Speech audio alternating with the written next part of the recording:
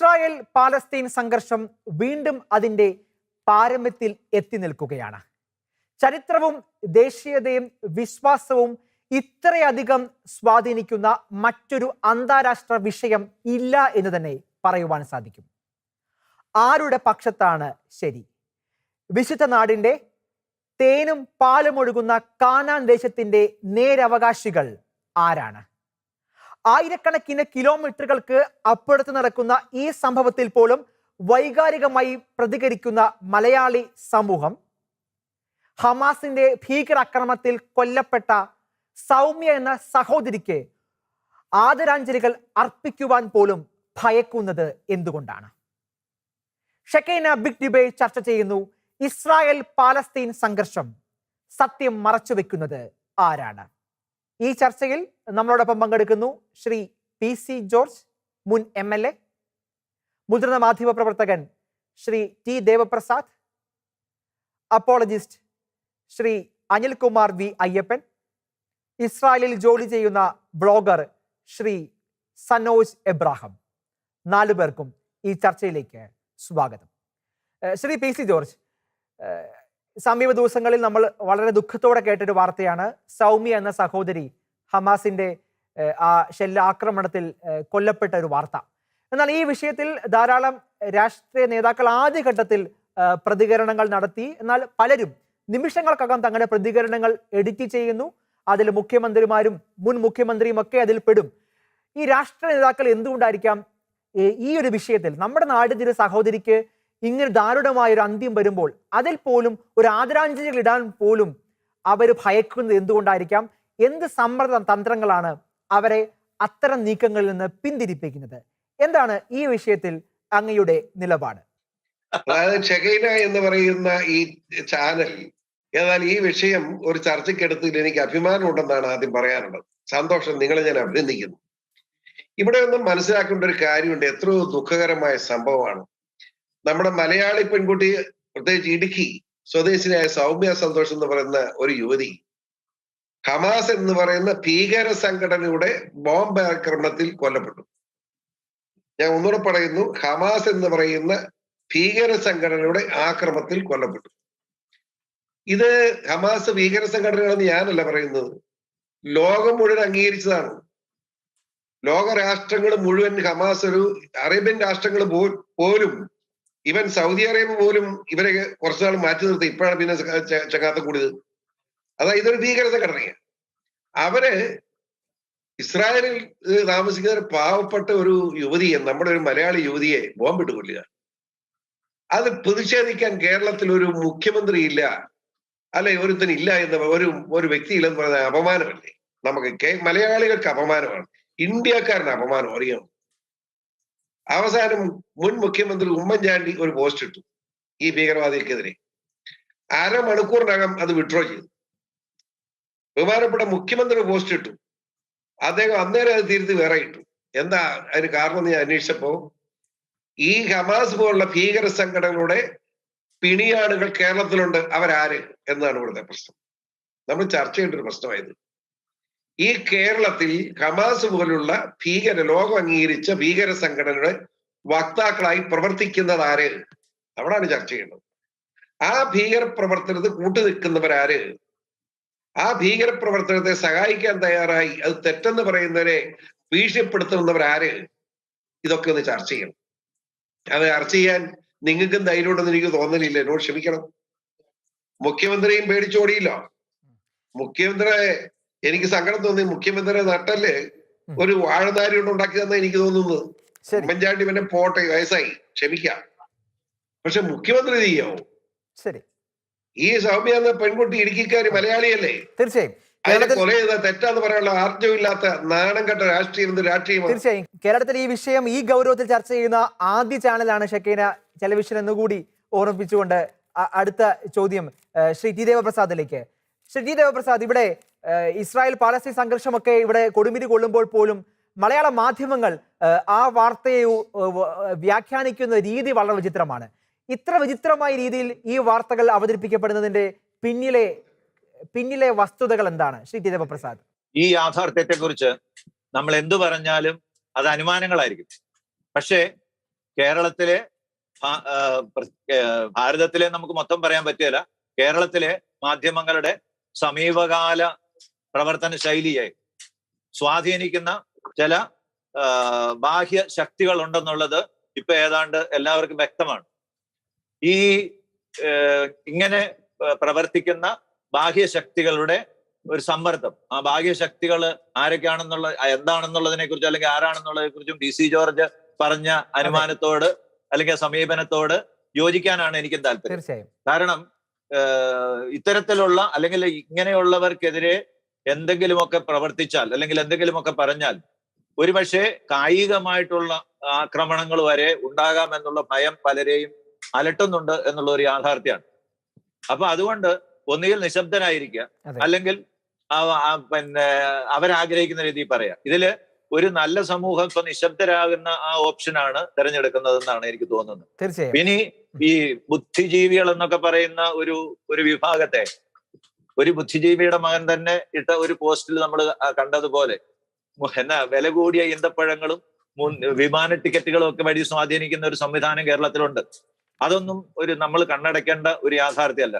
പിന്നെ ഇത്തരം ഒരു സംഭവത്തെക്കുറിച്ച് ഒരു തുറന്ന ചർച്ച ഒരു പക്ഷേ ജോർജ് ഭയപ്പെടുന്നത് പോലെ അല്ലെങ്കിൽ ജോർജ് ചൂണ്ടിക്കാണിച്ചതുപോലെ കേരളത്തിന് അവർക്ക് സാധിക്കുമെന്നുള്ളത് പോലും എനിക്ക് സംശയമാണ്. കാരണം പത്രപ്രവർത്തകരൊക്കെ ഒരു നല്ല പങ്കും ജീവിക്കാൻ വേണ്ടി ജോലി ചെയ്യുന്നവരാണ്. ഞാൻ അടക്കമുള്ളവർ അങ്ങനെയാ, ജീവിക്കാൻ വേണ്ടി ജോലി ചെയ്യുന്നവരാണ്. അപ്പൊ ജീവന ഭീഷണി എന്നല്ലെങ്കിൽ പോലും ഇത്തരത്തിലുള്ള അല്ലാതെ തന്നെ ഭീഷണികൾ ധാരാളം ഉണ്ട്. അതിന്റെ നടുവ് കിടന്നുകൊണ്ട് എന്തിനു വെറുതെ പ്രശ്നങ്ങൾ ഉണ്ടാക്കുന്നു എന്നുള്ള ഒരു ചിന്തയാകാം. ഇനി അതല്ല, ചിലർക്കെങ്കിലും ഇങ്ങനെ ആദർശപരമായ ഒരു നിലപാടുണ്ടോ ഇല്ലയോ എന്ന് എനിക്കറിയത്തില്ല. കാരണം ഹമാസിനെ കുറിച്ചുള്ള തെറ്റിദ്ധാരണ, ഹമാസ് ഒരു സ്വാതന്ത്ര്യ സമര പ്രസ്ഥാനമാണെന്നുള്ള ഒരു തെറ്റിദ്ധാരണ, അല്ലെങ്കിൽ ഇസ്രായേലിനോടുള്ള ഒരു ആദർശപരമായ എതിർപ്പ്, ഇതൊക്കെ ഉള്ളവർ കാണാം. പക്ഷേ ഈ പറഞ്ഞ അല്ലെങ്കിൽ നിതിൻ ചൂണ്ടിക്കാണിച്ച പത്രങ്ങളും അങ്ങനെയുള്ള ഒരു നിലപാടോടുകൂടി വാർത്ത വിന്യസിച്ചതായി അവരുടെ റിപ്പോർട്ട് വായിച്ചാൽ നമുക്ക് തോന്നിയല്ല. അതിനകത്ത് അവര് എന്തെങ്കിലുമൊക്കെയോ ഭയക്കുന്നു എന്നുള്ള അല്ലെങ്കിൽ എന്തൊക്കെയോ ഒളിച്ചു വെക്കാൻ അല്ലെങ്കിൽ എന്തൊക്കെയോ പറയാൻ അവർക്ക് ധൈര്യം പോരാ എന്നുള്ള ഒരു ചിന്തയാണ് നമ്മൾ വായിക്കുമ്പോൾ മനസ്സിലാകുന്നത്. തീർച്ചയായും തിരിച്ചു വരാം. ശ്രീ അനിൽകുമാർ വി അയ്യപ്പൻ, ഇവിടെ ഇസ്രായേൽ പാലസ്തീൻ പ്രശ്നമൊക്കെ വലിയ രീതിയിൽ ചർച്ചയാകുന്നു. ഒരു ബഹുഭൂരിപക്ഷവും ഈ വിഷയത്തിൽ ഇസ്രായേലിനെ ഒരു അധിനിവേശ രാഷ്ട്രമായി കാണുന്നു. ഇസ്രായേലിന്റെ കയ്യിലിരിപ്പിന് കിട്ടിയ ഉത്തരമാണ് എന്ന നിലയിലുള്ള വ്യാഖ്യാനങ്ങളാണ് സോഷ്യൽ മീഡിയയിലുമൊക്കെ ഈ വിഷയത്തിൽ കാണുന്നത്. ശരിക്കും എന്താണ് ചരിത്രത്തിന്റെ അധ്യായങ്ങൾ നമ്മൾ പഠിക്കുമ്പോൾ എന്താണ് ഈ വിഷയത്തിലുള്ള അങ്ങയുടെ നിലപാട്, ശ്രീ അനിൽകുമാർ അയ്യപ്പൻ?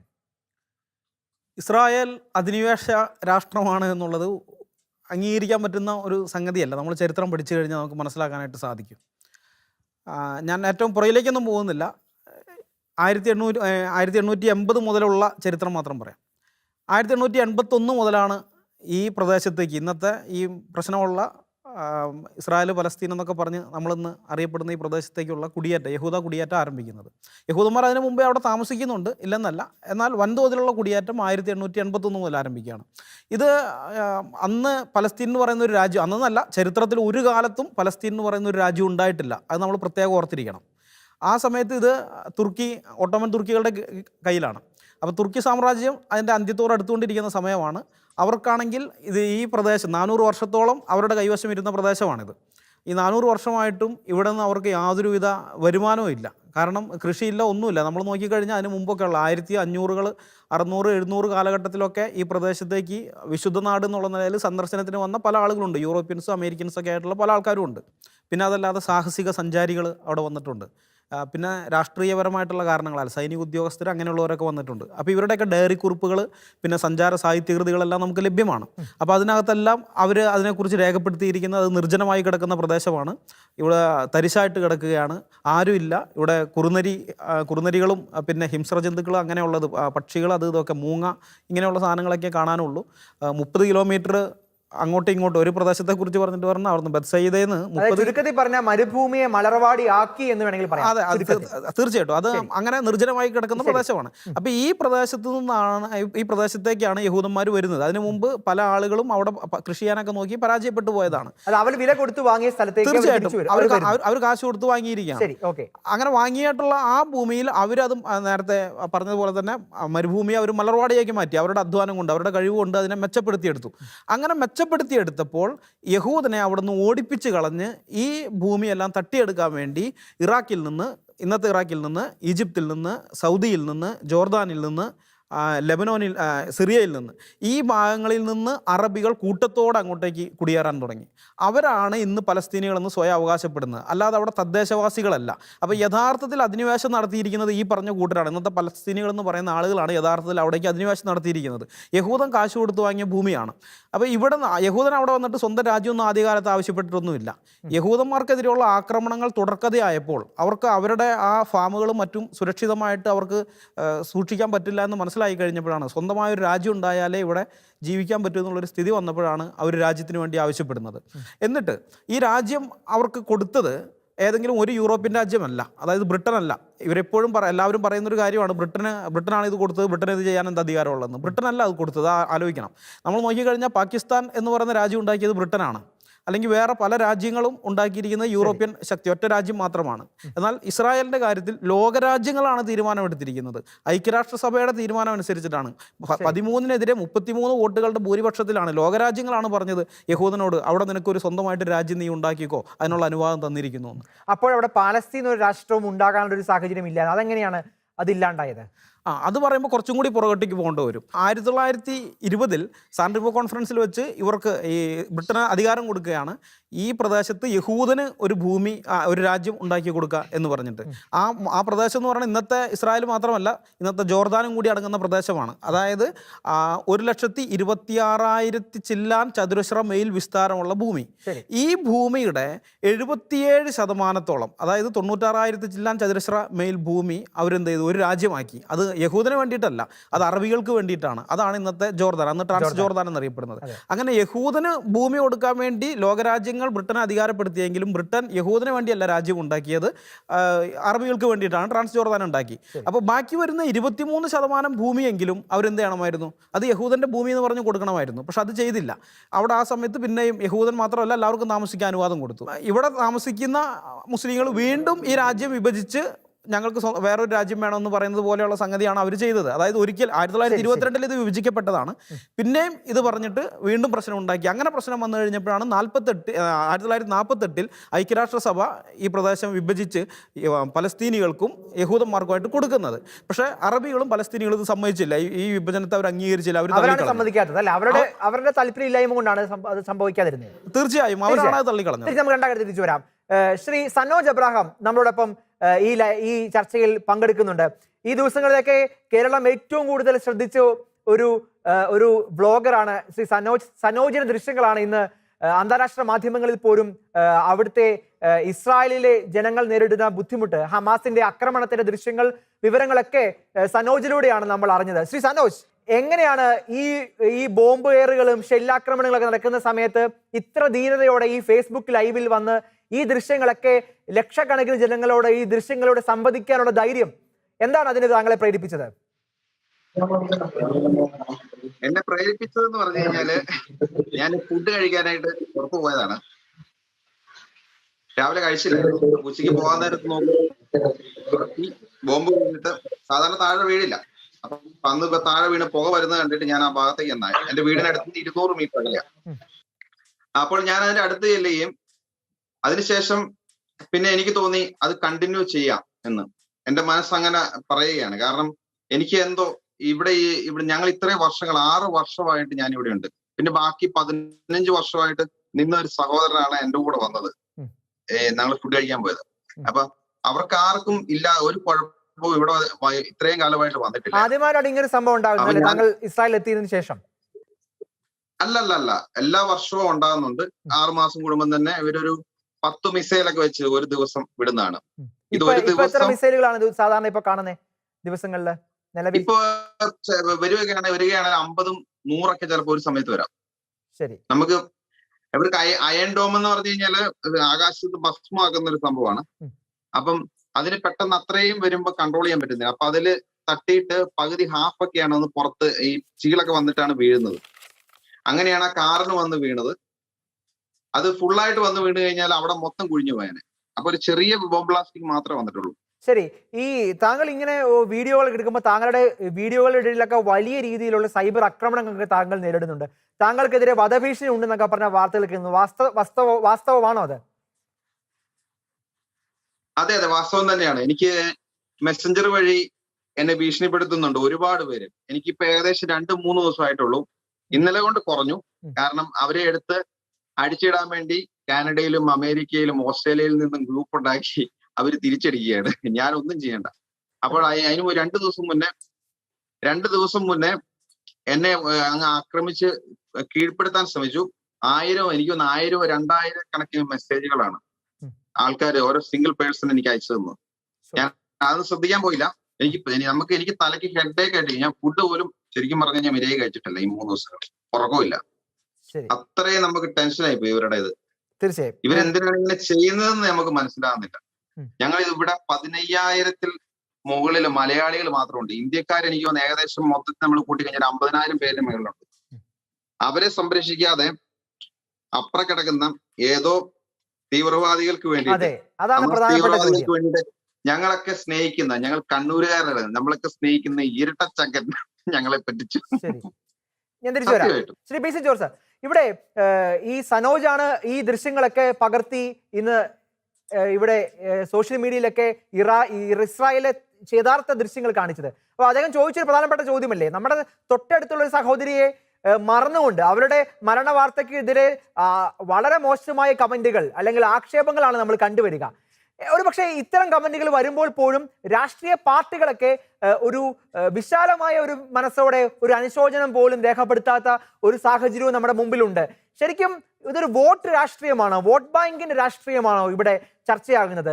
പലരും പറഞ്ഞതുപോലെ ഈ യഹൂദർക്കൊക്കെ നാട്ടിൽ വോട്ടുണ്ടായിരുന്നെങ്കിൽ ഒരു പക്ഷേ ഈ രാഷ്ട്രീയ പാർട്ടികളുടെ നിലപാട് മാറിയേനെ. ശരിക്കും വോട്ട് ബാങ്ക് ആണോ ഇവിടുത്തെ പ്രധാനപ്പെട്ട പ്രശ്നം?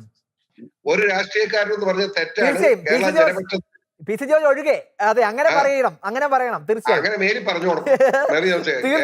കേരള ജനപക്ഷം സെക്കുലറിലെ ഏറ്റവും ഉത്തരവാദിത്തപ്പെട്ട ആളെന്ന നിലയിൽ അതുകൊണ്ടാണ് അങ്ങ് ഈ ചർച്ചയിൽ അതിഥിയാകുന്നതും അങ്ങ് രാഷ്ട്രീയക്കാരനിൽ അങ്ങ് മാത്രമാകുന്നത് അതുകൊണ്ട് തന്നെയാണ്.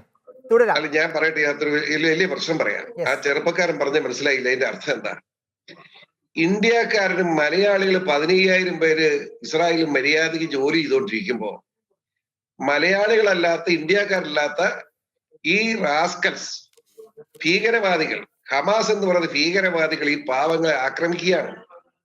ആ ആക്രമിക്കുന്നതിനെ കുറ്റപ്പെടുത്തുന്നവരെ മോശമാക്കുന്ന ഒരു ഭരണ സംവിധാനവും ഒരു രാഷ്ട്രീയ നേതൃത്വവും കേരളത്തിൽ എന്ന് പറഞ്ഞ ഈ രാജ്യത്തിന്റെ ഗതി എന്താ? ഇവിടെ മുഖ്യമന്ത്രിയല്ല ആദ്യമായിട്ട് തന്നെ എതിർക്കേണ്ടത്. ഇരട്ടച്ചക്കൻ എതിർത്തു. ചങ്കനെ എതിർത്തിട്ട് ചങ്ക് ഇട്ടേച്ച് ആ നട്ടല് മുഴുവൻ വാഴുതാരാണെന്ന് തോന്നിക്കുന്ന പണിയും കൊണ്ട് അയാൾ തലം വിട്ടു. ഇവിടെ ഉമ്മൻചാണ്ടി, പിന്നെ വയസ്സ് 80 ഇവിടെ ക്ഷമിക്കാട്ടെ, ഞാൻ ഇതിന് കൂടുതൽ പറഞ്ഞേനെ. അങ്ങേരും പിൻവലിച്ചു. എനിക്ക് പിൻവലിക്കാൻ സൗകര്യവും ഇല്ല. ഞാൻ ഇനി ഇത് പറയും. ഹമാസ് പോലെ ഒരു ഭീകര സംഘടനയ്ക്ക് പിന്തുണ കൊടുക്കാൻ കേരളത്തിൽ ഒരു വിഭാഗം ആളുകൾ എന്ന് പറഞ്ഞാൽ അതെങ്ങനെ?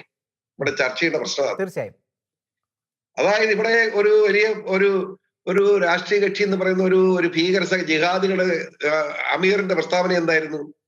2030 കേരളം ഒരു മുസ്ലിം സ്റ്റേറ്റ് ആക്കുന്നു, 2040 ഇന്ത്യ ഒരു മുസ്ലിം രാഷ്ട്രമാക്കുന്നു. അത് ഈ പണിയാണ്. ഈ ഹമാസി കാണിക്കുന്ന പോലെ ബോംബിട്ട് കൊന്ന് ബാക്കിയുള്ളവരെ കൊന്നിട്ട് ചെയ്യുന്നത്. അസർബൈജാനിൽ ഉണ്ടായത് അതാണ്. 15 ലക്ഷം ക്രിസ്ത്യാനികളെ വധിച്ചു. അത് കഴിഞ്ഞ് 2 ലക്ഷം സ്ത്രീകളെ അവർ മുസ്ലിമാക്കി ബലമായിട്ട്, ബലപ്രയോഗം. എന്ന് വെച്ചാൽ 1 വർഷം കൊണ്ട് 2 ലക്ഷം സ്ത്രീകളെയും പ്രസവിപ്പിച്ചു. ആ 2 ലക്ഷം മുസ്ലിം കുട്ടികളെ ഉണ്ടാക്കി. ഇതൊക്കെ മര്യാദയാണ്? ഞാൻ പറഞ്ഞല്ലോ, ഒരു മതം എന്ന നിലയിൽ മുസ്ലിം സഹോദരങ്ങളിൽ മുസ്ലിം നമ്മളാരും എതിർക്കുന്നില്ലല്ലോ. ഇത് എന്താണ്? മത തീവ്രതയാണ്. ഈ തീവ്രതയെ അടിച്ചു തകർക്കല്ലാതെ മാർക്കില്ല, നേരിടുകല്ലാതെ മാർക്കില്ലെന്ന അഭിപ്രായക്കാരനെ. അതിന് ഇന്ത്യയിൽ ഗവൺമെന്റ് ഉണ്ടോ?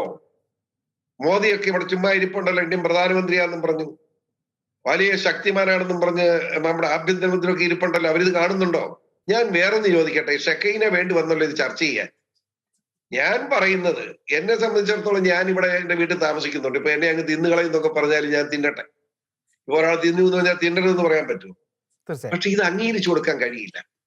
ഈ ഭീകരവാദത്തിനെതിരെ, രാജ്യദ്രോഹികൾക്കെതിരെ, ജിഹാദികൾക്കെതിരെ വളരെ ശക്തമായ നിലപാട് സ്വീകരിക്കാൻ ഞാൻ മുമ്പോട്ട് പോവുകയാണ്. ആര് കൂട്ടത്തിലുണ്ടെന്നുള്ളത് ഞാൻ നോക്കുന്നില്ല.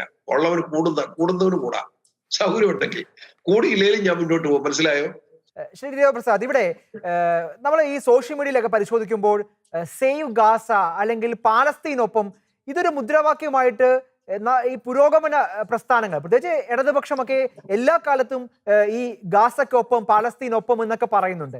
ഇവർ ഈ ചരിത്ര യാഥാർത്ഥ്യങ്ങൾ ഉൾക്കൊള്ളാത്തത് കൊണ്ടാണോ, അതോ ഇതൊരു പൊതുബോധ നിർമ്മിതിയുടെ ഭാഗമായി, പ്രത്യേകിച്ച് മാധ്യമങ്ങളെയൊക്കെ ഉപയോഗിച്ചുള്ള ഒരു പൊതുബോധ നിർമ്മിതിയിൽ ഇസ്രായേൽ ഒരു ശത്രുപക്ഷത്തെ നിർത്തുകയും എന്നാൽ പലസ്തീൻ ഒരു സമാധാന പക്ഷം ചേരുകയും ഒക്കെ ചെയ്യുന്ന ഇതൊരു പൊതുബോധ നിർമ്മിതിയുടെ പ്രതിഫലനമാണോ ഈ വിപ്ലവ പ്രസ്ഥാനങ്ങളൊക്കെ വളരെ എവിഡന്റ്ലി? കാരണം ഈ DYFI പോലുള്ള സംഘടനകൾക്ക് പോലും ഈ വിഷയങ്ങളിൽ സൗമ്യക്കൊപ്പം നിൽക്കാനുള്ള ഒരു ധൈര്യം പോലും കാണാത്ത ഒരു വളരെ വിചിത്രമായ ഒരു കാലത്തെ എങ്ങനെയാണ് അങ്ങ് നോക്കി കാണുന്നത്?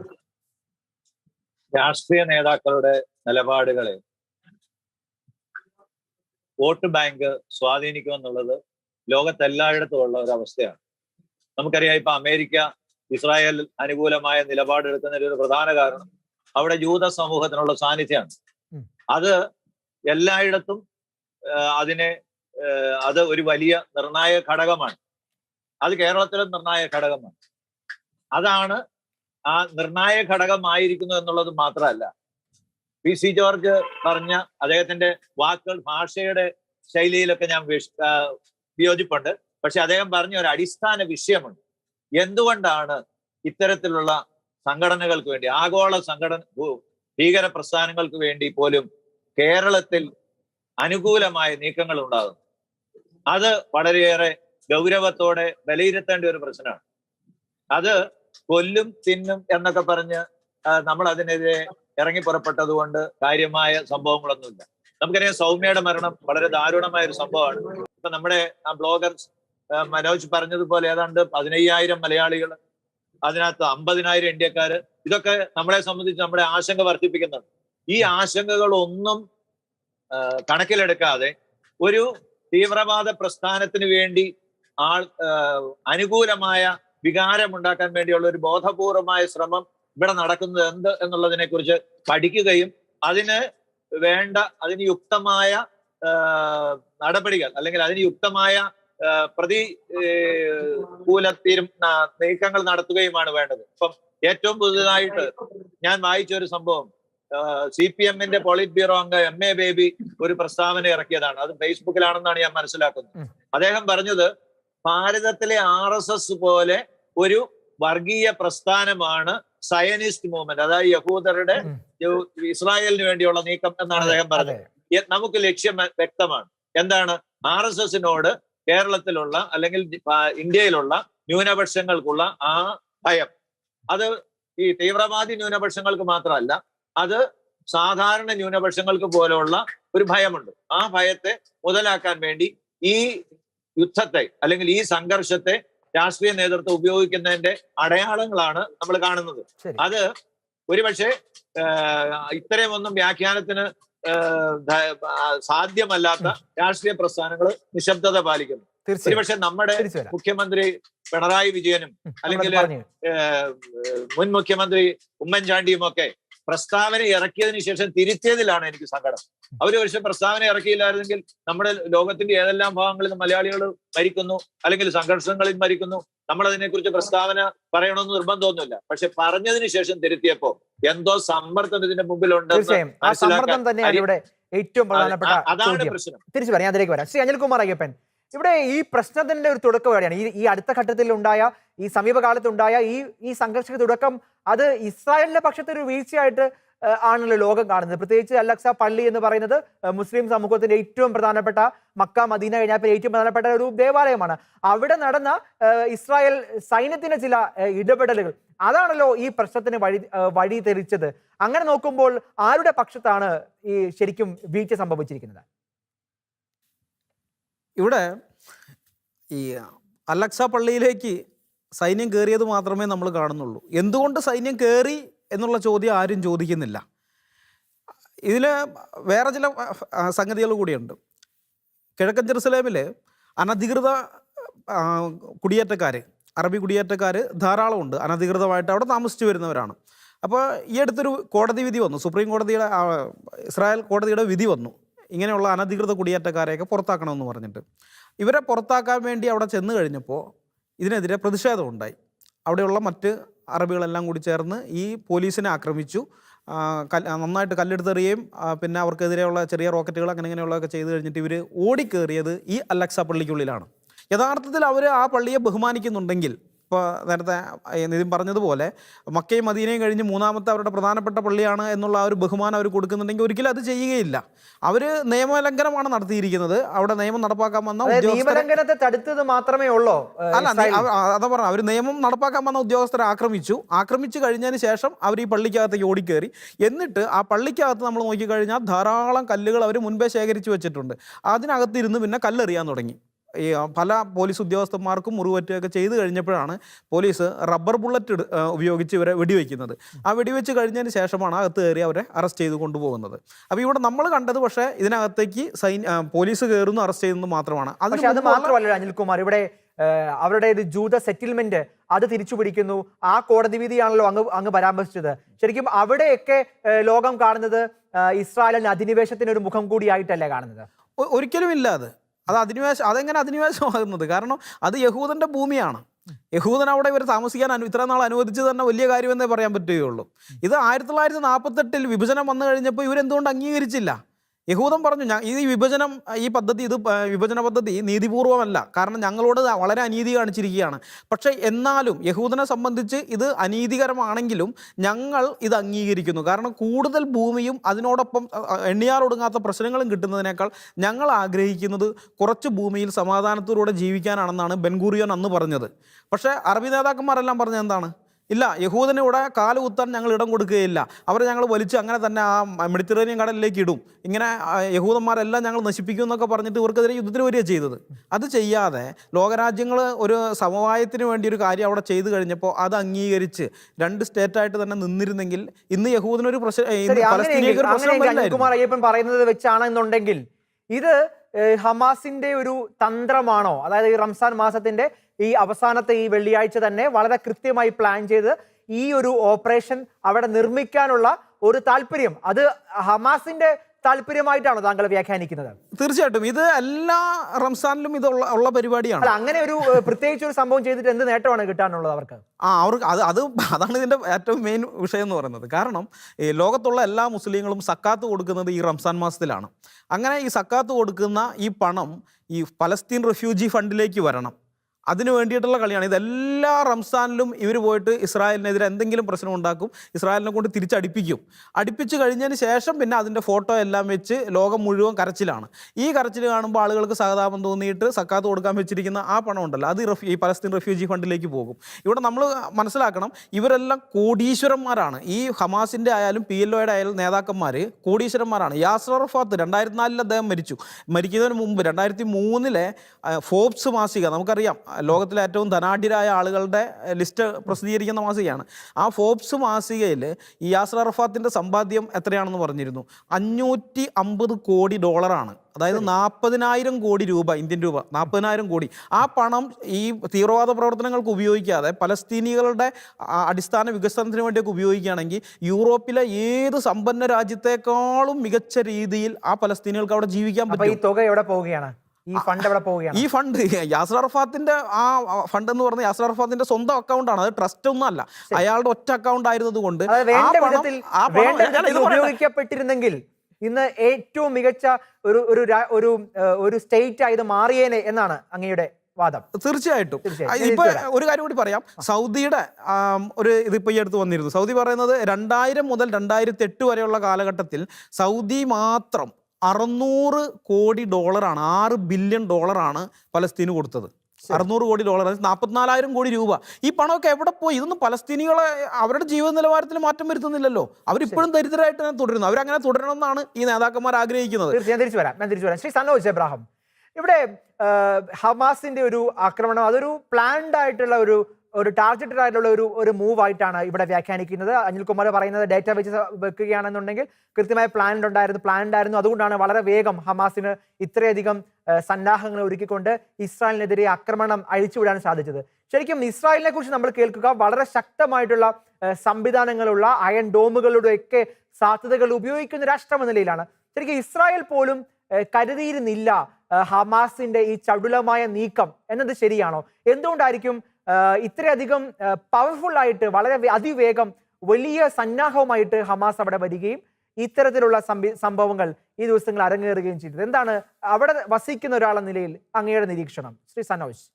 എനിക്ക് തോന്നുന്നു ഏകദേശം 48 മണിക്കൂറിനുള്ളിൽ ഏകദേശം 1000 റോക്കറ്റുകളാണ് ഇവിടെ വന്നിട്ടുള്ളത്. സാധാരണ മുന്നിൽ ഏകദേശം ഒരു 6 മാസം മുന്നേ ഒക്കെ വന്ന സമയത്ത് അന്നൊക്കെ മിസൈൽ ആക്രമണം ഉണ്ടായിരുന്നു.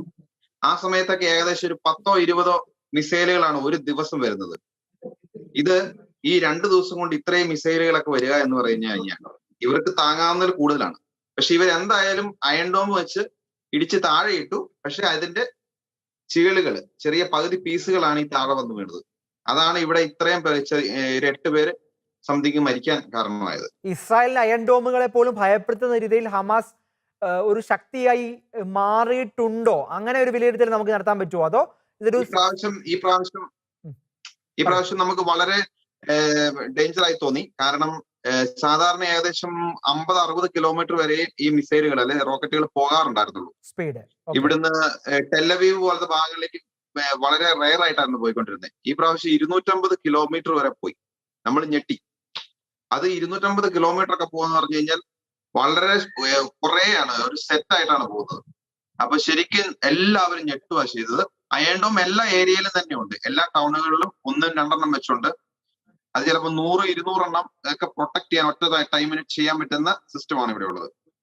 പക്ഷെ അവർക്ക് പോലും പ്രശ്നമായി വന്നിരുന്നത്. ശരിക്കും നിങ്ങളുടെ ഇസ്രായേലിലെ ജീവിതം എങ്ങനെയാണ്? അതായത് അവിടുത്തെ ഒരു സാഹചര്യങ്ങൾ, പ്രത്യേകിച്ച് ഈ കോവിഡുമായി ബന്ധപ്പെട്ട് നമ്മൾ കേട്ട ഏറ്റവും പ്രധാനപ്പെട്ട വാർത്ത അവിടെ വാക്സിൻ, അതായത് മാസ്ക് ഇല്ലാതെ ആളുകൾക്ക് നടക്കാൻ പറ്റുന്ന ആദ്യത്തെ രാഷ്ട്രമാണ് ഇസ്രായേൽ എന്ന നിലയിലാണ്. അത്രയ്ക്കധികം ഒരു വെൽഫെയർ സ്റ്റേറ്റ് ആണ് ഇസ്രായേലിന് കേട്ടിട്ടുണ്ട്. ശരിക്കും അവിടുത്തെ ജീവിതം എങ്ങനെയാണ്? ഈ പറയുന്ന മിസൈൽ ആക്രമണങ്ങളൊക്കെ അതൊരു സന്ദേഹമായി മാറുന്നുണ്ടോ അവിടുത്തെ ജീവിതത്തിൽ?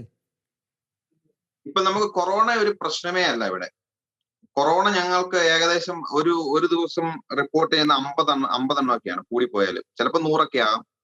അതൊരു വിഷയമല്ല. കാരണം എല്ലാവരും ഇൻജക്റ്റഡ് ആണ്, സെക്കൻഡ് വാക്സിൻ എടുത്തതാണ്. അതുകൊണ്ട് വരുന്നവർക്ക് വലിയ ഹൈ ആയിട്ടൊന്നും വരുന്നില്ല. ചെറിയ പനിയൊക്കെ ആയിട്ട് വന്നങ്ങ് പോകും. ചുമയും ജലദോഷവും ഒക്കെ ആയിട്ടങ്ങ് പോവുകയാണ്.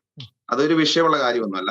പിന്നെ നമ്മളത് കൊറോണയെ കുറിച്ച് ചിന്തിക്കുന്നില്ല. ഇപ്പൊ മിസൈലിനെ കുറിച്ച് മാത്രമാണ് തീർച്ചയായും ഈ മിസൈലുകളെ കുറിച്ച് മാത്രം ഇങ്ങനെ ചിന്തിക്കുന്ന സമയത്ത് താങ്കൾക്ക് എങ്ങനെയാണ് ഈ സ്വന്തം സുരക്ഷിതത്വം പോലും മാറ്റിവെച്ച് ഇതൊരു സാഹസം കൂടിയല്ലേ? ഇത്രയ്ക്കൊക്കെ സാഹസം വേണോ എന്നൊരു സോഷ്യൽ മീഡിയയിൽ ഉയരുന്ന ചോദ്യം. ശരിക്കും ഇത്രത്തോളം സാഹസം വേണോ? താങ്കളുടെ ജീവൻ കൂടി പണയപ്പെടുത്തിയിട്ടാണല്ലോ താങ്കൾ ദൃശ്യങ്ങൾ പകർത്തുന്നത്.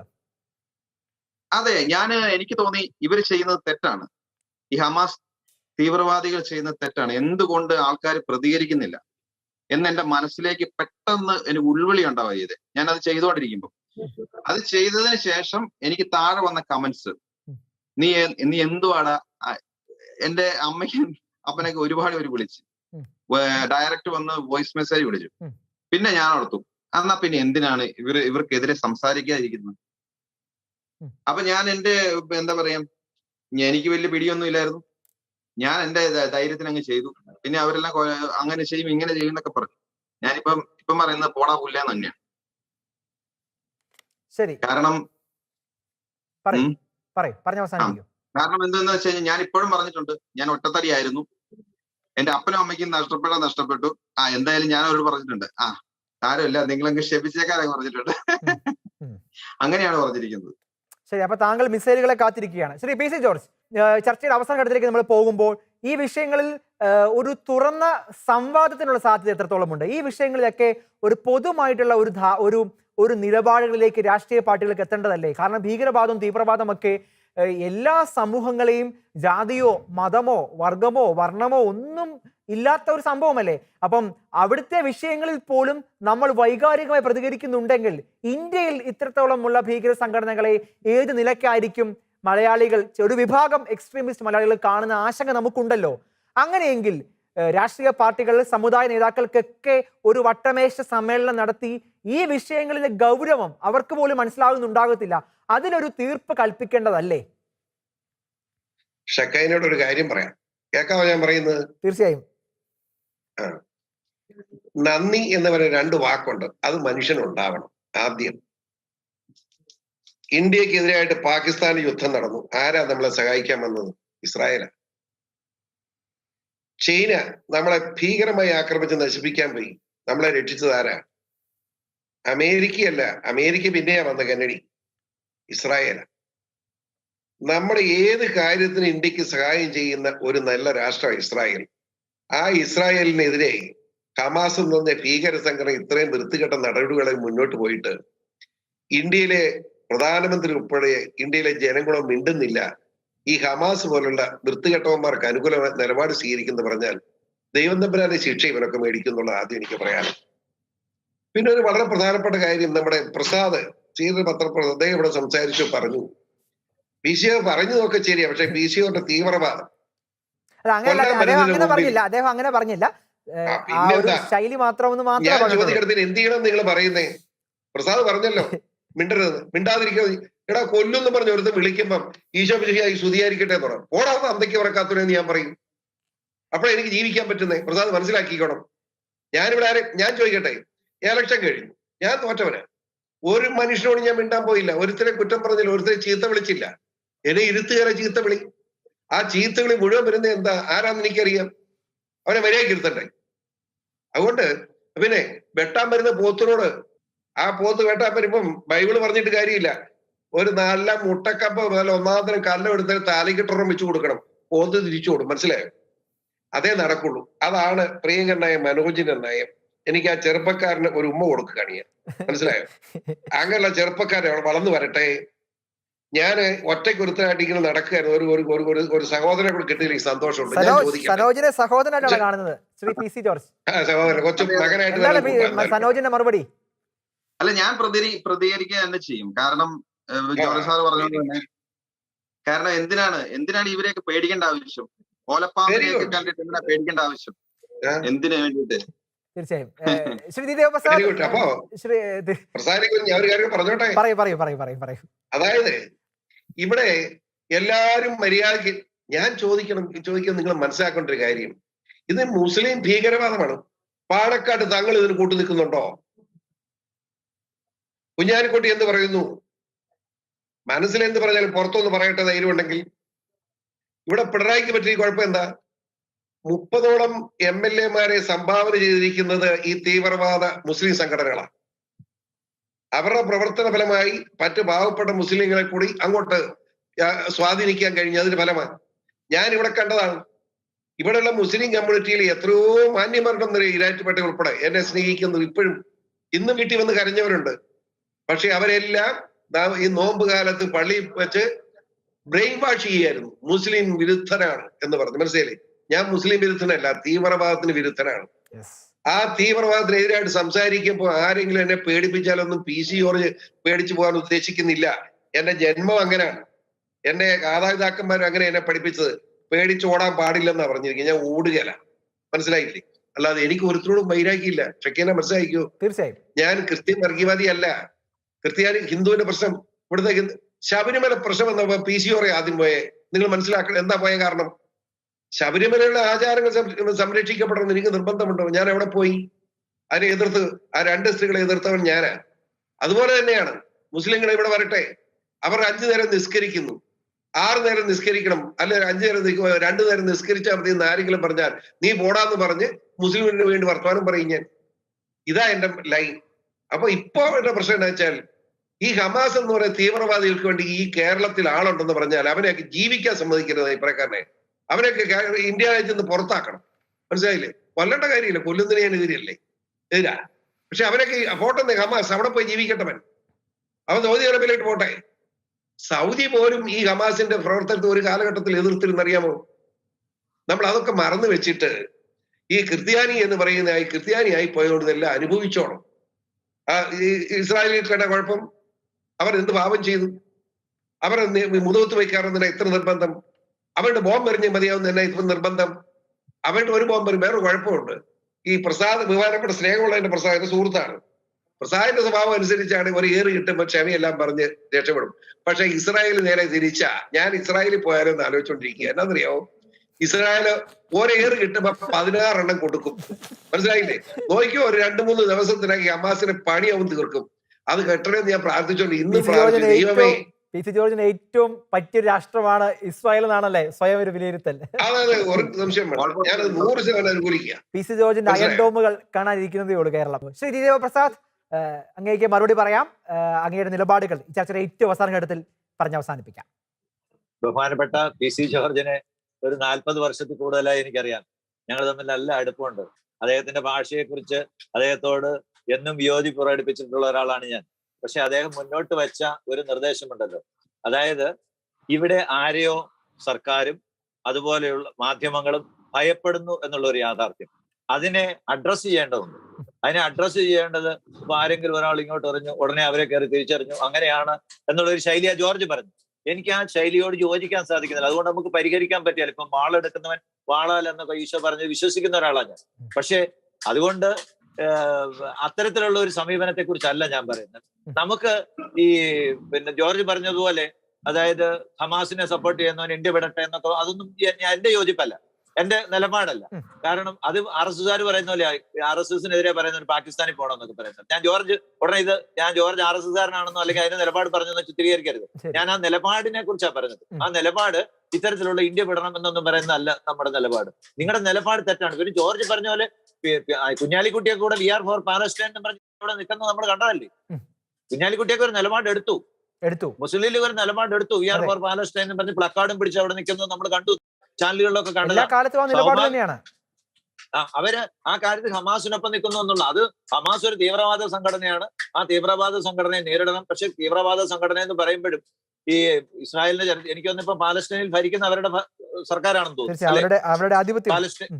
അവരുടെ ആധിപത്യമുണ്ട്. അപ്പൊ അതുകൊണ്ട് തീവ്രവാദ സംഘടന ഒരു സ്റ്റേറ്റ് സ്പോൺസേഡ് തീവ്രവാദം പോലെയൊക്കെ വരും. അതിനെതിരായിട്ടൊക്കെ അന്താരാഷ്ട്ര തലത്തിലൊക്കെയുള്ള നടപടികൾ ഉണ്ടാകുമെന്നുള്ളതാണ് പ്രതീക്ഷ. പിന്നെ നമ്മളെ സംബന്ധിച്ചിടത്തോളം നമുക്കുള്ള അടിസ്ഥാന പ്രശ്നം എന്താണ്? നമുക്ക് ഒരു തന്റേടത്തോടെ ഒരു നിലപാട് പറയാൻ സാധിക്കുന്നില്ല എന്നുള്ള ഒരു സങ്കടകരമായ അവസ്ഥയുണ്ട് എന്നുള്ളതിനോട് ഞാൻ ജോർജുമായിട്ട് യോജിക്കുന്നു. അത് എന്നെ വേദനിപ്പിച്ചത് തന്നെ ഞാൻ മുമ്പേ പറഞ്ഞ ആവർത്തിക്കുകയാണ്. ഒരു പ്രസ്താവന ഇറക്കിയതിന് ശേഷം അത് തിരുത്തി എന്നുള്ളതിലാണ് സങ്കടം. ഒരു പ്രസ്താവന ഇറക്കിയില്ലായിരുന്നെങ്കിൽ എനിക്കത് വലിയ സങ്കടം ഉണ്ടാകില്ല. കാരണം എത്രയോ പേര് മരിക്കും ഞാൻ പറഞ്ഞതുപോലെ. പക്ഷെ തിരുത്തിയപ്പം ഇതിന്റെ പിന്നിൽ ആരോ ഉണ്ട് എന്നുള്ളത് സത്യമാണ്. ആരാണെന്നുള്ളത് ഞാൻ പറയാതെ ആരും പറയാതെ എല്ലാവർക്കും അറിയാം. അവരെ ഭയപ്പെടുന്നത് ആപത്താണ്. ഭരണകൂടം അതിനെ ഭയപ്പെടാൻ പാടില്ല. ഭയപ്പെടുന്നകൂടെ അതിനെ ഭയപ്പെട്ടാൽ, മുഖ്യമന്ത്രി അല്ലെങ്കിൽ ഭരിക്കുന്ന പാർട്ടിയോ അതിനെ ഭയപ്പെട്ടാൽ നീതിപൂർവമായ ഒരു ഭരണം സാധ്യമല്ലാതെ വരും. ഭരണം സാധ്യമല്ലാതെ വന്നാൽ കൂടുതൽ ആപത്തുകളിലേക്കാണ് നാട് പോവുക. അപ്പൊ നമ്മളെ സംബന്ധിച്ചിടത്തോളം ഉടനെ ഒരു എന്താ ഞാൻ നേരിടും അങ്ങനെയൊന്നും പറയാനുള്ള അതല്ല ഒരു പത്രപ്രവർത്തകന്റെ ശൈലി. അതല്ല നമ്മളെ സംബന്ധിച്ചിടത്തോളം നമ്മൾ പ്രശ്നങ്ങൾ ജനങ്ങളുടെ മുമ്പിൽ അവതരിപ്പിക്കുക, അവരോട് ഒരു സമാധാനപരമായ ഒരു ധാരണയിൽ എത്തിച്ചേർന്ന്. ശൈലികൾ വ്യത്യാസമുണ്ട്, പക്ഷെ ആശയം ഒന്ന് തന്നെയാണ്. ഇതിനെ ഒറ്റപ്പെടുത്തണമെന്ന ആശയം ഇവിടെ രണ്ടുപേരും ഉറക്കെ പ്രഖ്യാപിക്കുകയാണ്. ശ്രീ അനിൽകുമാർ അയ്യപ്പൻ, ഈ ചർച്ചയുടെ ഏറ്റവും അവസാന ഘട്ടത്തിൽ ഇവിടെ നമ്മൾ കാണുന്നത് ഇസ്രായേലിന്റെ ഈ ഷെല്ലാക്രമണത്തെ കുറിച്ചുള്ള വാർത്തകൾ മാധ്യമങ്ങളിൽ വരുമ്പോൾ ഈ 10 നില കെട്ടിടം തകർത്തു, 14 നില കെട്ടിടം തകർത്തു, ധാരാളം കുട്ടികൾ അവിടെ മരണപ്പെട്ടു. ഇത്തരം ചില ചിത്രങ്ങളൊക്കെ നമ്മളെ മാധ്യമങ്ങളിൽ വരുമ്പോൾ പൊതുവെ ഉള്ള ഒരു ഇസ്രായേൽ വിരുദ്ധ വികാരം ഉണ്ടാകുന്ന ഒരു കാരണം ഇത് തന്നെയാണ്. ശരിക്കും ഇത്തരം കാര്യങ്ങൾ നമ്മുടെ മുമ്പിൽ വരുമ്പോൾ എങ്ങനെയാണ് അതിനെ അങ്ങ് നോക്കിക്കാണുന്നത്? ഇസ്രായേൽ ഒരു കെട്ടിടം തകർക്കുന്നതോ അല്ലെങ്കിൽ ഇസ്രായേലിൻ്റെ ആക്രമണത്തിൽ കുട്ടികൾ മരിക്കുന്നതോ ഒക്കെ നമ്മൾ അറിയുമ്പോൾ മനസ്സിലാക്കണം, അതിൻ്റെ പുറകിൽ വേറെ ചില സംഗതികളുണ്ട്. ഇസ്രായേൽ അതിൻ്റെ എന്താണ് ആ ടെക്നോളജിയുടെ ബലത്തിലാണ് ഇസ്രായേൽ അതിജീവനം നടത്തുന്നത്. വാസ്തവത്തിൽ ഇസ്രായേലിനകത്തേക്ക് ഒരു മിസൈൽ വന്ന് വീണ് കഴിഞ്ഞാൽ ഉടനെ തന്നെ അത് എവിടെ നിന്നാണ് ആ മിസൈൽ വിട്ടിരിക്കുന്നതെന്ന് അത് കമ്പ്യൂട്ടർ അതെല്ലാം കാര്യങ്ങൾ നോക്കിക്കോളും. സാറ്റലൈറ്റിൻ്റെ സഹായത്താൽ അത് ലൊക്കേറ്റ് ചെയ്ത് അയൺ ഡോം വരുന്നതിന് മുമ്പുള്ള കാര്യമാണ് ഞാൻ പറയുന്നത്. അയൺ ഡോം വരുന്നതിന് മുമ്പുള്ള സമയത്ത് ധാരാളം കുട്ടികൾ ഇസ്രായേലിൻ്റെ ആക്രമണത്തിൽ കൊല്ലപ്പെടുമായിരുന്നു. അപ്പോൾ ഇതാണ് സംഭവിക്കുന്നത്. ഇസ്രായേലിലേക്ക് ഒരു മിസൈൽ വന്ന് വീണ് കഴിഞ്ഞാൽ അല്ലെങ്കിൽ റോക്കറ്റ് വന്ന് വീണ് കഴിഞ്ഞാൽ ഉടനെ തന്നെ അത് എവിടെ നിന്ന് അത് വന്നു എന്നറിഞ്ഞ് അവിടേക്ക് അപ്പോൾ തന്നെ തിരിച്ചൊരു മിസൈൽ വിടും. കാരണം എന്ന് വെച്ച് കഴിഞ്ഞാൽ അവിടുന്ന് ആ റോക്കറ്റ് പ്രവർത്തിപ്പിച്ചവൻ അവിടുന്ന് പോണേക്കാളും മുമ്പേ അവനെ കൊന്നുകളയണമെന്നുള്ള ഉദ്ദേശത്തിലാണ് അത് ചെയ്യുന്നത്. ഇത് ഈ പലസ്തീനികൾക്കും അറിയാം. അപ്പം ഇത് അവർക്കും അറിയാം. അവരെന്താണ് ചെയ്യുന്നതെന്ന് വെച്ച് കഴിഞ്ഞാൽ ആശുപത്രിയുടെ മുമ്പിൽ നിന്ന്, സ്കൂളിൻ്റെ മുമ്പിൽ നിന്ന്, അല്ലെങ്കിൽ സ്കൂൾ കെട്ടിടത്തിൻ്റെ മുകളിൽ നിന്ന്, അഭയാർത്ഥി ക്യാമ്പുകളുടെ ഇടയിൽ നിന്നൊക്കെയാണ് ഇവർ ഇസ്രായേലിലേക്ക് റോക്കറ്റ് വിടുന്നത്. അവർ വണ്ടിയെല്ലാം സ്റ്റാർട്ട് ചെയ്ത് നിർത്തിയിട്ടായിരിക്കും ഇത് ചെയ്യുന്നത്. എന്നിട്ട് അപ്പം തന്നെ ആ വണ്ടി കയറിയിട്ട് അവരങ്ങ് പോകും. അവിടെ നിന്ന് കുറച്ച് സെക്കൻഡുകൾക്കുള്ളിൽ മിസൈൽ ഇവിടെ വന്ന് വീഴുന്നു. അത് സ്കൂളായിരിക്കാം, അല്ലെങ്കിൽ ആശുപത്രി ആയിരിക്കാം, അഭയാർത്ഥി ക്യാമ്പ്, എന്തൊക്കെ ആയിരിക്കാം. അവിടെ അത് ആളുകൾ മരിക്കുകയാണ്. നമ്മൾ പിറ്റേ ദിവസത്തെ പത്രത്തിൽ വായിക്കുന്നത് എന്താണ്? ഇസ്രായേലിൻ്റെ ആക്രമണത്തിൽ ഇത്ര കുട്ടികൾ മരിച്ചു. പക്ഷെ അത് ആ കുട്ടികൾ കൊല്ലപ്പെടാൻ വേണ്ടി തന്നെയാണ്. അത്രയും ആ പിഞ്ചു കുഞ്ഞുങ്ങളുടെ ശവശരീരത്തിൻ്റെ ഫോട്ടോ കാണിച്ച് ജനങ്ങളുടെ മനസ്സിലൊരു സഹതാപം പലസ്തീനികളുടെ നേരെ കൊണ്ടുവന്ന് ആ പണം ഉണ്ടാക്കാൻ വേണ്ടി തന്നെയാണ് അവരത് ചെയ്യുന്നത്. മനഃപൂർവ്വം കൊലയ്ക്ക് കൊടുക്കുകയാണ് കുഞ്ഞുങ്ങളെ. അതൊരു വശം. പിന്നെ ഈ കെട്ടിടങ്ങൾ തകർക്കുന്ന കാര്യം, നിങ്ങൾ യൂട്യൂബിൽ കയറിയിട്ട് നോക്കിംഗ് ദ റൂഫ് എന്ന് പറഞ്ഞിട്ട് അടിച്ചു നോക്കിയാൽ കാണാം. ഇസ്രായേൽ വെറുതെ മറ്റ് മിലിറ്ററികൾ ചെയ്യുന്ന പോലെയല്ല ഈ കെട്ടിടം തകർക്കുന്നത്. ഇവർ പലസ്തീൻ തീവ്രവാദികൾ ചെയ്യുന്നത് അവരുടെ ആയുധ സംഭരണശാലകളുടെ മുകളിലായിരിക്കും അവർ ആശുപത്രിയോ, അതായത് അണ്ടർഗ്രൗണ്ടിലായിരിക്കും ഈ ആയുധങ്ങളെല്ലാം സൂക്ഷിച്ചു വയ്ക്കുന്നത്. ഇപ്പം ഇത്രയധികം മിസൈലുകൾ ഇങ്ങനെ വന്നല്ലോ, അതൊന്നും ആൾക്കാർക്ക് കാണാൻ പറ്റുന്ന വിധത്തിലൊന്നല്ല അവിടെ ഉണ്ടായിരുന്നത്. അതെല്ലാം ഭൂമിക്കടിയിലാണ് വെച്ചിരിക്കുന്നത്. അതിൻ്റെ മുകളിൽ വന്നിട്ട് അവരെന്ത് ചെയ്യും? ഒന്നുകിൽ സ്കൂൾ പണിയും, അല്ലെങ്കിൽ ആശുപത്രി, അല്ലെങ്കിൽ അതുപോലെയുള്ള എന്തെങ്കിലുമൊക്കെ പണിത് ഉയർത്തിയിരിക്കുകയാണ്. അപ്പോൾ ഇസ്രായേലിന് കൃത്യമായിട്ട് അറിയാം, സാറ്റലൈറ്റ് വഴിയൊക്കെ കൃത്യമായിട്ട് മനസ്സിലാക്കി വെച്ചിട്ടുണ്ട്, ഇന്ന ഇടങ്ങളിലൊക്കെ ഇവർക്ക് ആയുധപ്പുരകളുണ്ട്, ഇതിൻ്റെ താഴെ ഇന്ന സാധനങ്ങൾ ഇരിപ്പുണ്ടെന്ന്. അപ്പോൾ ഒരു യുദ്ധം ഉണ്ടാകുമ്പോൾ ഇസ്രായേൽ ആദ്യം തന്നെ തകർക്കുന്നത്, അത് ഏതൊരു സൈന്യവും ചെയ്യുന്നതാണ്, ശത്രുവിൻ്റെ ആയുധപ്പുരയെ തകർക്കാൻ നോക്കും. കാരണം അത് തകർന്നു കഴിഞ്ഞാൽ പിന്നെ അവിടെ നിന്ന് ഇങ്ങോട്ട് അധികം ആക്രമണം വരില്ലല്ലോ, അതിനുവേണ്ടി ചെയ്യുന്നതാണ്. അപ്പോൾ ഇത് ഇസ്രായേൽ എങ്ങനെയാണ് ചെയ്യുന്നത് വെച്ച് കഴിഞ്ഞാൽ, ഈ കെട്ടിടത്തിലുള്ള ആളുകൾ, നിരപരാധികൾ, ഈ കെട്ടിടത്തിൻ്റെ താഴെയാണ് ഇതുള്ളത്, ഈ കെട്ടിടം തകർക്കണം, താഴേക്ക് പോയിട്ട് തകർക്കേണ്ടതാണ്. അപ്പോൾ ഇവരെ ഇവിടെ നിന്ന് ഒഴിപ്പിക്കാൻ വേണ്ടി ചെയ്യുന്നൊരു കാര്യമുണ്ട്. അതാണ് ഈ നോക്കിംഗ് ദ റൂഫ് എന്നൊക്കെ പറയുന്ന ഈ സംഭവം. അതായത് ഒരു ചെറിയ റോക്കറ്റ് ഇസ്രായേൽ ആദ്യം ആ കെട്ടിടത്തിൻ്റെ മുകളിലേക്ക് വിടും. ആ കെട്ടിടത്തിൻ്റെ മുകളിലേക്ക് വീണത് പൊട്ടിച്ചേറി കഴിയുമ്പോൾ ആർക്കും ഒന്നും ഉണ്ടാവില്ല, ചുമ്മാ ഒരു സൗണ്ട് മാത്രമേ വരുന്നുള്ളൂ. അത്ര ചെറിയ ഒരു ഇതാണ്, അപകടകാരി അല്ലാത്ത ഒരു റോക്കറ്റാണ് വിടുക. അത് അവിടെയുള്ള അതിനകത്തുള്ള കെട്ടിടത്തിലുള്ള ആൾക്കാർക്കുള്ള ഒരു വാണിംഗ് ആണ്, ഇറങ്ങി ഓടിക്കോ, ഞങ്ങളിത് തകർക്കാൻ പോകുന്നു എന്ന്. ഇപ്പം മിനിയാന്ന് ഒരു 13 നില കെട്ടിടം തകർത്തു. ആ 13 നില കെട്ടിടം തകർക്കുന്നതിനും 1 മണിക്കൂർ മുമ്പേ അവർ ഈ ചെറിയ റോക്കറ്റ് വിട്ട് അവർക്ക് അവിടെ ഉള്ളവർക്കൊക്കെ അറിയിപ്പ് കൊടുത്തു. ഇങ്ങനൊരു ആക്രമണം നടക്കുമ്പോൾ അവിടെ ആരും മരണപ്പെടാറില്ല എന്നാണോ അതിന്റെ? അല്ല, മരണപ്പെടാറില്ല എന്നല്ല, മരണപ്പെടുന്നുണ്ട്. ഈ ഇറങ്ങി ഓടുന്ന ആളുകളെ അതും കൂടി നോക്കണം. ഇറങ്ങി ഓടുന്ന പലരെയും ഹമാസ് തോക്ക് ചൂണ്ടി തിരിച്ച് കെട്ടിടത്തിനകത്തേക്ക് ഓടിപ്പിച്ച് കയറ്റിയിട്ടുണ്ട്. അതെന്തായിരിക്കും? അവർ മരിച്ചു കഴിഞ്ഞെങ്കിലാണ് ആ ഫോട്ടോ വെച്ചിട്ട് ഇവർക്ക് പണം പിരിക്കാൻ പറ്റുകയുള്ളൂ. നമ്മൾ വിചാരിക്കുന്ന പോലെ പലസ്തീനികളുടെ ജീവിതോന്നമനത്തിലൊന്നും ഒരു ചിന്തയും ഈ നേതാക്കന്മാർക്കില്ല. ഇവരെല്ലാം യൂറോപ്പിലും മറ്റുമൊക്കെയാണ് താമസിക്കുന്നത്. ഈ റംസാൻ്റെ സമയമാകുന്ന സമയത്ത് ഇവിടേക്ക് വരുന്നു, ഇസ്രായേലിനെ ചൊറിയുന്നു, കിട്ടാനുള്ള കിട്ടി, അതൊക്കെ വാങ്ങിയിട്ട് ഇവർ പോകുന്നു. വീണ്ടും അടുത്ത റംസാനൊക്കെ ആകുമ്പോഴാണ് വരുന്നത്. ഇവിടെ ടോപ്പ് ലെവൽ ലീഡേഴ്സിൻ്റെ കാര്യമാണ് ഞാൻ പറഞ്ഞത്. ഇവന്മാർ അതായത് അലക്സ ബ്രിഗേഡ് എന്നൊക്കെ പറയുന്ന ഇവരുടെ സൈനിക വിഭാഗമുണ്ട്. ഈ സൈനിക വിഭാഗത്തിന്റെ ആളുകളൊക്കെ ഹമാസ് എന്ന് പറഞ്ഞാൽ ശരിക്കും അതെന്തൊരു ആശയമാണ് അത് പറയുക? അതൊരു രാഷ്ട്രീയമാണോ, അതൊരു സൈനിക ശക്തിയാണോ, അതോ ഇതെല്ലാത്തിന്റെയും ഒരു അസോസിയേഷൻ ആണോ? ശരി, അതെല്ലാം ഉണ്ട് അതിനകത്ത്. അതായത് ഈ ഹമാസിന്റെ സൈനിക വിഭാഗമാണ് അലക്സ ബ്രിഗേഡ് എന്ന് പറയുന്നത്. ഈ ഗാസയിൽ ഇപ്പോൾ അവർ നടപ്പാക്കിയിരിക്കുന്നത് ശരിയ ലോയാണ്. ശരിയ നിയമം മാത്രമല്ല, അവിടെ ക്രിസ്ത്യാനികൾ വളരെയധികം ദുരിതം അനുഭവിക്കുന്നുണ്ട് ഇവരാൽ. കാരണം ക്രിസ്മസ് ആഘോഷിക്കാൻ പാടില്ല. അവർ അധികാരത്തിലെത്തിക്കഴിഞ്ഞപ്പോൾ ആദ്യം തന്നെ ക്രിസ്ത്യാനികൾ പറഞ്ഞ കാര്യമാണ്, അത് ഞങ്ങൾക്ക് പ്രശ്നം ഉണ്ടാക്കുന്നത്, നിങ്ങൾ ക്രിസ്മസ് ആഘോഷിക്കരുതെന്ന് പറഞ്ഞു. അതുപോലെ ഇസ്ലാമിക നിയമങ്ങൾ അനുസരിച്ച് മാത്രമേ നിങ്ങൾ സ്കൂളുകൾ പ്രവർത്തിപ്പിക്കാൻ പാടുള്ളൂ എന്നാണ് അവിടുത്തെ ക്രിസ്ത്യൻ മാനേജ്മെൻറ്റുകളോട് പറഞ്ഞിരിക്കുന്നത്. അതായത് ആൺകുട്ടികളെയും പെൺകുട്ടികളെയും ഒരുമിച്ചിരുത്തി പഠിപ്പിക്കാൻ പാടില്ല, രണ്ട് ക്ലാസ് മുറികളായിരിക്കണം, അല്ലെങ്കിൽ 2 സ്കൂളുകളിൽ. ഇങ്ങനെയൊക്കെ കുറേ നിയമങ്ങൾ കൊണ്ടുവന്നിരിക്കുകയാണ്. അതേസമയം നിങ്ങൾ ഇസ്രായേലിലേക്ക് നോക്ക്. ഇസ്രായേലിലെ ന്യൂനപക്ഷം അവിടെ എല്ലാ സ്വാതന്ത്ര്യം അനുഭവിച്ചാണ് ജീവിക്കുന്നത്. ഇസ്രായേലിലെ ന്യൂനപക്ഷത്ത് അത് ദ്രൂസ് ഉണ്ട്, പിന്നെ ക്രിസ്ത്യൻസും ഉണ്ട്, അറബി മുസ്ലിംസ്, ഇതെല്ലാവരും ഉണ്ട്. അവരെല്ലാം അവിടെ ആ ന്യൂനപക്ഷത്തിൻ്റെ സ്വാതന്ത്ര്യം അനുഭവിച്ച് ജീവിക്കുന്നു. പക്ഷേ ഗാസയിൽ അങ്ങനെയല്ല. ഗാസയിൽ ക്രിസ്ത്യാനികളെല്ലാം വളരെയധികം ബുദ്ധിമുട്ട് അനുഭവിക്കുന്നുണ്ട്. അപ്പോൾ ഇങ്ങനെ ഇവരുടെ മതപരമായിട്ടുള്ള കാര്യങ്ങൾ, അവരുടെ ശരീഅത്ത് നിയമം കഴിച്ചേൽപ്പിക്കുന്ന ഒരു ഇസ്ലാമിക തീവ്രവാദ സംഘടനയാണത്. ഞാൻ തിരിച്ചു വരാം. ശ്രീ സനോജ്, എന്തെങ്കിലും കാര്യങ്ങൾ കൂട്ടിച്ചേർക്കാനുണ്ടോ വളരെ ചുരുക്കത്തിൽ? കൂട്ടിച്ചേർക്കാനുണ്ടെന്ന് വെച്ച് കഴിഞ്ഞാൽ, ഇവിടെ മിസൈൽ വരുന്നത്, മിസൈൽ അവരിങ്ങ് ഒന്നോ രണ്ടെണ്ണം വിട്ടിട്ടല്ല ഇവർ ചെയ്യുന്നത്. കുറെ മിസൈലുകൾ ഇവിടെ വന്നതിന് ശേഷം ചിലപ്പോൾ ഇവിടെ എന്തെങ്കിലും കെട്ടിടങ്ങൾ തകർന്നു കഴിഞ്ഞതിന് ശേഷമാണ് ഇവർ അങ്ങോട്ടേക്ക് അടിക്കുക. കാരണം ഒന്ന് വിട്ട് കഴിഞ്ഞാൽ അവിടെ ഒരു 10 പേരും മരിക്കും, അതുകൊണ്ട് ഇവര് മാക്സിമം വിടാറില്ല. ഒന്ന് വിട്ടാൽ അതിന് നേരെ തിരിച്ച് അങ്ങനെ വിടാറില്ല. ഈ സാറ്റലൈറ്റ് വഴി തന്നെ ഇവർ കാണുന്നുണ്ട്, പക്ഷെ ഇവര് വെയിറ്റ് ചെയ്യും. കാരണം എന്തായാലും UN ഐക്യരാഷ്ട്ര സംഘടനകള് ഇവർക്ക് എതിരാകും. അതുകൊണ്ട് തന്നെ ഇവര് അറ്റാക്ക് ചെയ്യാൻ ശ്രമിക്കാറേയില്ല. ഇവിടെ എന്തെങ്കിലും പറ്റിക്കഴിഞ്ഞു കഴിഞ്ഞാൽ മാക്സിമം ഇവര് വെയിറ്റ് ചെയ്യാണ്. ശരി, ഈ ചർച്ച നടക്കുന്ന സമയത്ത് പോലും താങ്കൾ ടെൻഷനിലാണോ? അടുത്ത മിസൈലിന് വേണ്ടി കാത്തിരിക്കുകയാണോ? അങ്ങനെ ഇപ്പോഴും മിസൈൽ അടുത്ത വീഴുന്നുണ്ടോ? മിസൈലിന് ഇപ്പം വന്നിട്ടുണ്ടായിരുന്നു. ഇപ്പൊ നിങ്ങൾ വിളിച്ചുകൊണ്ട സമയത്ത് ഇവിടുന്ന് 10 കിലോമീറ്റർ അകലെ സ്തെറോത്ത് എന്ന് പറയുന്നത്, ഈ സ്തെറോത്ത് എന്ന് പറയുന്നതാണ് ബോർഡർ. അതിനുശേഷമാണ് ഈ ആഷിക്രോൺ ഉള്ളത്. ഒരു നിമിഷം, ഇവിടെ ഇത്രയും മിസൈലുകൾ വരുന്ന സമയത്ത് ഈ ധാരാളം മലയാളികൾ അവിടെ താമസിച്ച സ്ഥലത്ത് ഈ സൗമ്യയെ പോലുള്ള ആളുകൾ ഇനിയും മരണപ്പെടാനുള്ള ഒരു സാഹചര്യം കൂടി അവിടെ ഇല്ലേ? എങ്ങനെയാണ് അവിടുത്തെ ഒരു സംവിധാനങ്ങൾ? ഉണ്ട്. ഇപ്പം സൗമ്യ മരിച്ചിരിക്കുന്ന വീട് എന്ന് പറഞ്ഞു കഴിഞ്ഞാൽ വില്ലേജ് ആണ്. ഇങ്ങനെ സെപ്പറേറ്റ് വീടുകളാണ്. ഇങ്ങനെ എന്താ പറയാ, 1ഉം 2ഉം വീട്ടുകാർ താമസിക്കുന്നതാണ്, വില്ലകളാണ്. അതിന്റെ നേരെ ഓപ്പോസിറ്റ് ഉണ്ട്. അതിന്റെ ഈ ചുറ്റുവട്ടത്ത് ഒരു 5-10 വീടുകളിൽ ഈ അമ്മച്ചിമാരുടെ കൂടെ പെൺകുട്ടികളുണ്ട്, ആൺകുട്ടികളുണ്ട്, അങ്ങനെ നിൽക്കുന്നുണ്ട്.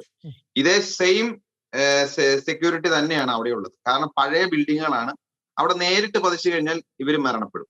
ഏറ്റവും അവസാനം ഈ പ്രശ്നത്തിൽ, ഇസ്രായേൽ പാലസ്തീൻ പ്രശ്നം എത്രയോ നൂറ്റാണ്ടുകളായുള്ള പ്രശ്നമാണ്. ശരിക്കും ഈ പ്രശ്നത്തിൽ അതിന്റെ ഒരു അതിർപരമ്പുകളൊക്കെ ലംഘിച്ച് വളരെ സംഘർഷഭരിതമായ ഒരു സാഹചര്യത്തിലേക്ക് കടക്കുമ്പോൾ ഇതിനു മുമ്പിൽ എന്ത് പ്രതിവിധിയാണ് ശരിക്കും ലോകരാഷ്ട്രങ്ങൾക്ക് മുമ്പിലുള്ളത്? അതിൽ ഈ ചർച്ചയിൽ പങ്കെടുക്കുന്ന ശ്രീ ടി ദേവപ്രസാദ്, ഒരുപക്ഷെ അങ്ങേക്ക് ഇതിൽ ഏറ്റവും ചുരുക്കിയ വാക്കിൽ എന്തെങ്കിലും ഒരു പോസിറ്റീവായ ഒരു ശുഭസൂചന ഈ വിഷയത്തിൽ നമുക്ക് പ്രതീക്ഷിക്കാൻ സാധിക്കുമോ? ലോകരാഷ്ട്രങ്ങള് പകച്ചു നിൽക്കുന്ന പോലെയാണ് നമുക്കിപ്പോ തോന്നുന്നത്. അവര് ഇപ്പൊ ഈ ഐക്യരാഷ്ട്രസഭയുടെ സമ്മേളനം വിളിച്ചിട്ടുണ്ട്. ഐക്യരാഷ്ട്രസഭയുടെ സമ്മേളനം വിളിച്ചാലും ഹമാസ് ഇങ്ങനെ ആക്രമണം തുടരുവാണെങ്കിൽ ഇസ്രായേൽ തിരിച്ചടിക്കും എന്നുള്ളതാണ് സത്യം. അതിപ്പം ജോർജ് പറഞ്ഞതുപോലെ ഈ നെതന്യാഹുവിന്റെ ഒരു പ്രഭാഷണമൊക്കെ ഇപ്പം ഫേസ്ബുക്കില് അല്ലെങ്കിൽ നമ്മുടെ വാട്സാപ്പ് സോഷ്യൽ മീഡിയയിലൊക്കെ പ്രചരിച്ചിട്ടുണ്ട്. അദ്ദേഹം വളരെ സ്ട്രോങ് ആയിട്ട് അദ്ദേഹം പറഞ്ഞിരിക്കുന്ന രീതിയിൽ നമുക്ക് കിട്ടുന്ന ഒരു ഇതനുസരിച്ച് ഇനി ഒരു വിട്ടുവീഴ്ചയ്ക്കില്ല. അദ്ദേഹം ലോകരാഷ്ട്രങ്ങളെ പരിഹസിച്ചിട്ടുണ്ട്. അദ്ദേഹം പറയുന്നത്, നിങ്ങളുടെ രാജ്യത്ത് വന്ന് ഇക്കൂട്ടര് ബഹളം ഉണ്ടാക്കിയിട്ട് അവരെ ഒന്നും ചെയ്യാതെ ഞങ്ങളെ ഇവിടെ സെൽഫ് റെസ്ട്രെയിൻ എന്ന് പറഞ്ഞ ആത്മസംയമനം പാലിക്കാൻ ഉപദേശിക്കാൻ നിങ്ങൾക്ക് നാണമില്ലേ? പല രാജ്യങ്ങളിലും മുസ്ലിം തീവ്രവാദികൾ ഉണ്ടാക്കുന്ന ആക്രമണങ്ങൾ അല്ലെങ്കിൽ സംഘടനകൾ ചൂണ്ടിക്കാണിച്ചുകൊണ്ട് അല്ലെങ്കിൽ അതിനെ സൂചിപ്പിച്ചുകൊണ്ട് അദ്ദേഹം ചോദിച്ചിട്ടുണ്ട്. അതിന്റെ അർത്ഥം ഇസ്രായേല് ഒരു വിട്ടുവീഴ്ചയ്ക്കില്ലാത്ത ഒരു സൂചനയാണ് നമുക്ക് കിട്ടുന്നത്. പക്ഷെ അതൊരു വലിയ വിട്ടുവീഴ്ചയില്ല എന്ന സൂചനയാണ്. ശ്രീ പി സി ജോർജ്, ഈ ചർച്ചയുടെ ഏറ്റവും അവസാനം ശ്രീ പി സി ജോർജ് അവസാനിപ്പിക്കുന്നു, അങ്ങേക്ക് പറയാം. അതായത് ഇവിടെ വളരെ പ്രധാനപ്പെട്ട കാര്യം സനോജും അനിൽകുമാരും പറഞ്ഞ് നമ്മൾ കേട്ടല്ലോ. എന്തിന് വെറും ഒരു ആവശ്യമില്ലാതെ ഇസ്രായേൽ എന്ന് പറയുന്ന ഒരു കൊച്ചു രാഷ്ട്രമാണ്. അവര് അമേരിക്കയൊക്കെ ഒന്നും ഇസ്രായേലിനെതിരായിട്ട് മിണ്ടാൻ കഴിയില്ല. നാസ നടക്കണമെങ്കിൽ അവര് വേണം, മനസ്സിലായില്ലേ? അപ്പം അവരെ പോയി കിള്ളേണ്ട കാര്യം എന്താ? ആവശ്യമില്ലാതെ അവരെ ബോംബ് ചെയ്യുക. അവരാള് മരിച്ചു കഴിഞ്ഞാൽ അവർ ക്ഷമിക്കുമോ? അവർ വളരെ ശക്തമായി അതിർത്ത് കടന്ന് കയറി എന്നാണ് ഇപ്പോ സനോജ് പറഞ്ഞതെന്ന് ഞാൻ മനസ്സിലാക്കുന്നത്. പോരാ, അടിച്ചു വരിക പഠിപ്പിക്കണം. ഈ സാധനം തീരണം, മനസ്സിലായില്ലേ? എന്റെ അഭിപ്രായം അതാ. ഞാൻ ഇന്നലെ മുതൽ പ്രാർത്ഥിച്ചുകൊണ്ടിരിക്കുക, ഈ ഭീകരവാദികളെ മുഴുവൻ അടിച്ചു തീർക്കണം. അമേരിക്കയല്ല, UN അല്ല, ആര് പറഞ്ഞാലും കേൾക്കരുത്. ഇസ്രായേൽ ഉറച്ച നിലപാട് സ്വീകരിച്ച് മുന്നോട്ട് പോയി ഈ റവഡികളെ നിലയ്ക്ക് നിർത്തുക. അത് കഴിഞ്ഞ് എന്ത് വരട്ടെ, അതായത് ശരിയെന്ന എന്റെ അഭിപ്രായം. അതിനുവേണ്ടി ഞാൻ കാത്തിരിക്കുകയാണെന്ന് വളരെ വിനയപുരസ്സരം അറിയിക്കുന്നു. തീർച്ചയായും ശ്രീ പി സി ജോർജിന്റെ നിലപാട് ശ്രീ ബെഞ്ചമിൻ നെതന്യാഹു കഴിഞ്ഞ ദിവസങ്ങളിൽ പറഞ്ഞതും സമാനമായ നിലപാടാണ്. ഭീകരവാദത്തെ, തീവ്രവാദത്തെ തുടച്ചു നിൽക്കേണ്ടത് ഈ കാലഘട്ടത്തിന്റെ ആവശ്യമാണ്. അതിന് രാഷ്ട്രങ്ങളുടെ നിലപാടുകൾ മറന്ന് ജാതിയുടെയും മതത്തിന്റെയും നിറത്തിന്റെയും ഒക്കെ അതിർവരമ്പുകൾ മാറ്റി നിർത്തിക്കൊണ്ട് ലോകരാഷ്ട്രങ്ങൾ ഒന്നിച്ച് ചർച്ച ചെയ്യണം. യുദ്ധം ഒന്നിനും പരിഹാരമല്ല, സമവായമാണ് നമുക്ക് വേണ്ടത്. അതിന് ലോകരാഷ്ട്രങ്ങൾ ഒത്തൊരുമിച്ച് ഒരു തീരുമാനം എടുക്കട്ടെ. അതിനുവേണ്ടി നമുക്ക് കാത്തിരിക്കാം. ഈ ചർച്ചയിൽ ഏറെ സജീവമായി പങ്കെടുത്ത Shri P C George, Shri T Devaprasad, Shri Anilkumar V Ayyappan, Shri Sanoj Ebrahim, 4 പേർക്കും നന്ദി.